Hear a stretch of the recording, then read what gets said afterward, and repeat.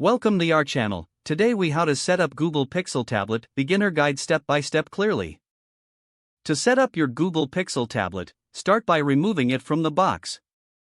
Ensure your tablet is fully charged before beginning the setup.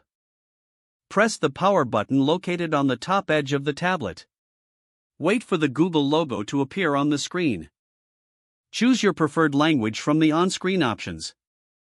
Connect to a Wi-Fi network by selecting your network name from the list. Enter your Wi-Fi password and tap Connect. Once connected, your tablet will check for any available updates. Follow the on-screen prompts to install any necessary updates. Once the updates are complete, tap Next to continue. Sign in with your Google account by entering your email and password.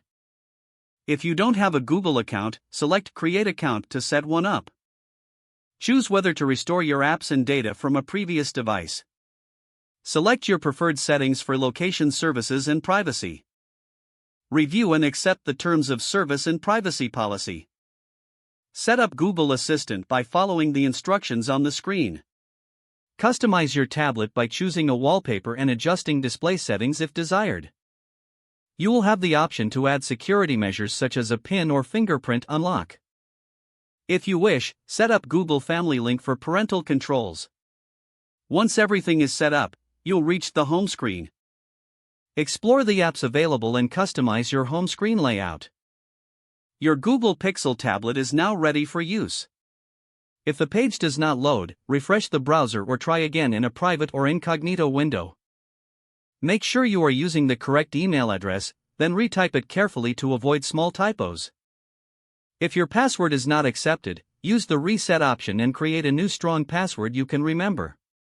Check your spam folder for verification or security emails, then complete any requested confirmation steps. Enable two-factor authentication if available to improve account security and reduce unauthorized access risk. After signing in, review your profile details so your contact information and settings are accurate and current. If you see an error message, note it down and try again after restarting your device and internet connection. Don't forget to like this video and subscribe to our channel for more step-by-step tech guides.